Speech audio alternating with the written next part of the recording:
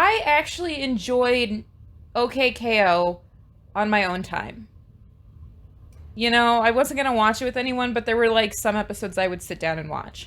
There were, and this should go without saying, if Fink and Venomous were in an episode, I was watching it. Well, yeah, because that plays into your old guy, creepy villain dad thing you got going on. No, not creepy villain. Or old man. Like, middle-aged, I am a sucker for middle-aged villain character dads. Oh, I know. We talk about this. Oh, yeah, I know we do. But, I mean, and that will make or break a series for me. And they have to be good dads. I think I might have already said that, but good dads. So not Firelord Ozai, he can go, suck it. But I was watching another show that I didn't really care for other than that. And that was Big Hero 6, the series. And they had their villain in the first season. And I'm like, uninterested. You bore me. Then they gave him a child. They gave him a child. And not only did they give him a child, I'm like, oh, well, that doesn't count. It's a robot child. Like, that is beneath me. And then it's like, no, this is an actual, like, child. He's got two kids. A son and daughter, who both love him very much. I'm going to stop you right What? there.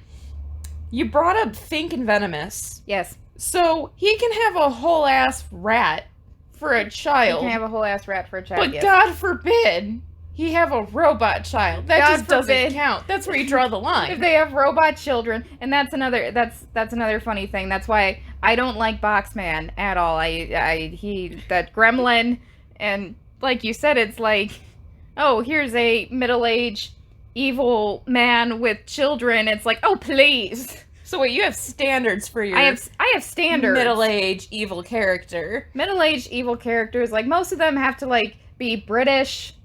I don't know, have some kind of accent. Does that take out the kid thing then? Like, if they have an accent that... No, it doesn't. Well, Vlad Masters was one of your favorite characters, and he didn't... Later season... Hold on. The reason why I liked Vlad Masters as a character, it didn't start until Ultimate Enemy, Okay. where he takes Danny in, and Danny just wants the pain to stop, so he removes Danny's ghost half so he can live a normal life, and then Danny dies, and you see how badly that affected him as, like, shut up, as, like, a father, a surrogate father, how that affected him, and he's talking to Danny about how he realized through his experience with Danny that had he just... What were you laughing at? No, I'm just thinking because the character Danielle, and you're just... No, screw... No, season forget 3. that mess, but when he killed a child... Forget season 3. He didn't kill Danny. Dan killed Danny. No. Okay, but I mean, like, you were like, oh, just in that scene of, like... In that scene, I appreciate it. It's just, like, him pointing out to Danny that had he not become a villain, he could have enjoyed his life significantly more, and he realizes that now. So, wait, they have Vlad to have a dies. heel turn moment. Not even a heel turn moment, but, like, a moment of humility, I guess. That's a heel turn moment. No, not even, like...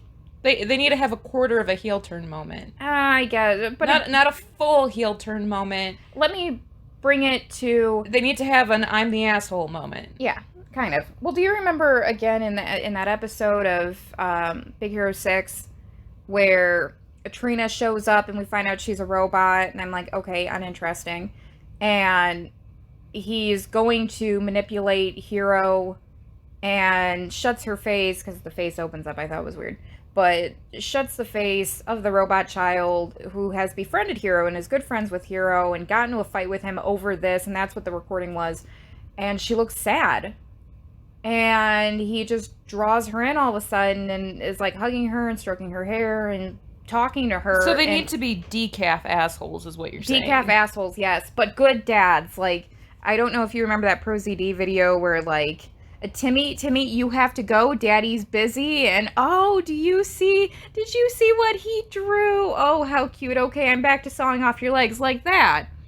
Like the villain who loves their children. And I guess that's the other thing. The Boxman didn't love his children. Boxman was an asshole. And my biggest problem with OKKO is that how do you call Venomous in that case? And I'm asking you, even though it's my standards, because he had good father to Fink, and then like in the last couple episodes they make him this jackass, and then we find out not only is he a jackass to Fink, he's a jackass to his own biological son that he has for some reason. Now, I'll call it this way. He did have a shadowy Venomous, right? I like shadowy Venomous. Okay, he was shadowy figure. He himself did not know that. So I would almost call it... No, he was a shit dad to KO. No, he was a shit dad to KO, I get that. But on that same token, in the first... Not in the first episode, but in that scene, their first scene together when he gets him for the weekend, he genuinely tries to bond with him. And KO keeps pointing out, we're not the same, we're not... I don't like to do any of this stuff. This is a you thing. So maybe that's where he's less of the asshole to Fink and more of an asshole to KO. They established that he was an asshole because there's a scene where every time he turns into shadowy figure, whenever he turns back from being shadowy figure, he's sick. And Fink comes in and is talking with him like, can we make cupcakes? And we've seen him make cupcakes for her in the past. So she asks him for one, and he freaks out. Not freaks out, and I actually did an analysis of it. He just kind of like gently snaps at her and tells her to go play with one of her toys, and it turns out he's been like neglecting her and just giving her toys. But what bothered me, again, is that he's been a shit dad from the beginning. Newsflash, asshole, you were a shit dad this whole time. Because we find out from him as he's yelling at Carol that, oh, well, you didn't think I was strong enough as a hero or as a father, so I left you. It's like, this all could have been resolved with like a 10-second conversation. Now, that's a Carol and Venomous thing, but I will call back to what you were saying about him and Fink. Because I remember that scene, and a lot of people were saying, like, what an asshole, how abusive, how neglectful. When he's normally a very attentive father figure to Fink, and a very good one at that. She's actually pretty spoiled. She is. So, but for him to have a moment where, and like I said, she's very spoiled. I mean, you can tell that, like, he probably feels a void where KO should have been. But then why not go? He's known that if he didn't know KO was his kid, and it's one of those, the way it was built up, I'm like, oh my gosh, he's got to be Laser Blast's brother. That was the only way that, to me, it would make sense. And then you could have like that ass-headedness of him, you know, kind of abusing KO but being kind to Fink. It's because it's not his kid. Now that it's his kid and he knows it's his kid, it's like, you could have stepped in whenever the fuck you want. And then at the end of the series, Mr. Gar and Carol get married, and you just never see Venomous and KO interact anymore. They don't care that they don't have a relationship, so it's like, you can just chuck that in the bucket. Well, what I was going to say was that we can tell that Fink is very spoiled. Yes. So what's really going on in this scene is that he clearly just ain't, you know, doesn't feel up to anything, and finally just tells her no. And that doesn't make him an asshole. That makes him a parent. You know, you have to be the adult in that situation. It's like, you kind of just want to sit there, maybe not, you know, neglectful or abusive, but you kind of sit there like, just pop an Advil and, you know, get back to now, get off your shit. We did talk about something the other day. What did we talk about? Something being the adult, being... Oh, no. We were talking about rewatching these shows as adults, and suddenly, like realizing why they were canceled, or where to be disappointed. We were talking about that fan fiction I read, that Camp fan fiction, and something happened, and reading it from, like, the perspective of the kid who wouldn't have, like, known better or realized how serious the situation was, it was fantastically written. But as an adult and as a mandatory reporter, or I guess an ex-mandatory reporter at this point, having been a teacher and a counselor, I was reading it and I went, oh my God, where are the adults? Oh my God, there's a whole process that needs to be done. So watching it from a child's perspective and going, oh, he's being a bad dad because he wouldn't make cupcakes with her was one thing. Watching it as an adult who's experienced migraines or being at the end of your rope or just having a moment where like you need like your own, you need to not be an adult for a while. I sided with Venomous. And I think that's the key difference there is you know, the audience that's watching it. Well, and that was, I'll take it to another villain dad. Another villain dad. Which I hate. I always hate the shows that you had something really interesting and really compelling with these villains, and you took that and you just, like I said, you chucked that shit right in the bucket. And like in Miraculous Ladybug. How have we never talked about this one?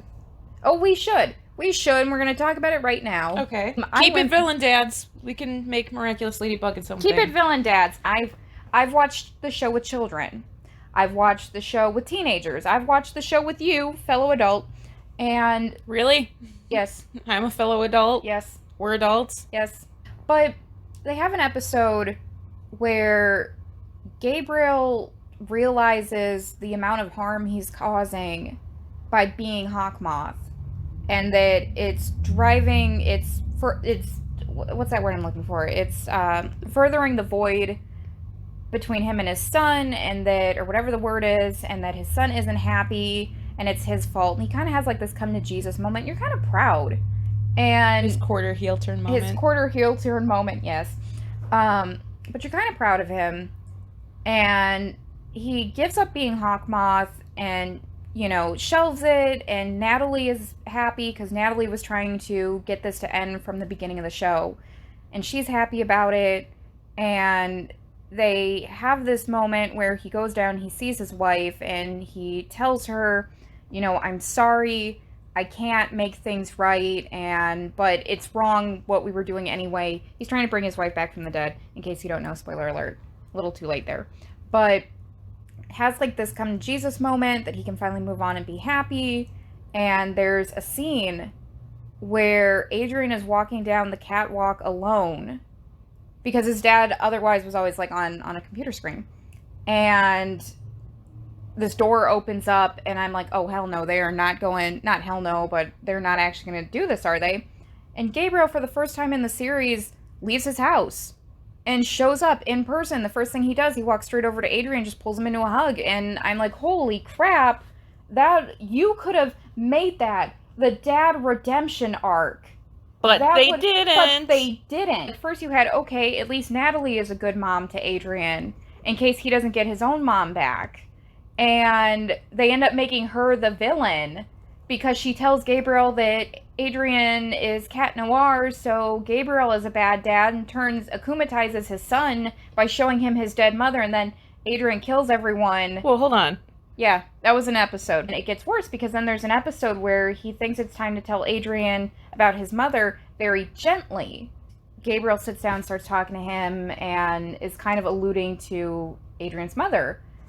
And Adrian turns, he goes, it's okay, Dad. If you and Natalie are happy together, I'm happy. I already think of her as family. And that was the wrong thing to say on the year anniversary of the day your mom died. And wait, Gabriel it's only been a year? It's only been a year. And you kind of get the vibe, you kind of get the feeling that the mom is going to be the villain. And you're like, okay, that's fine.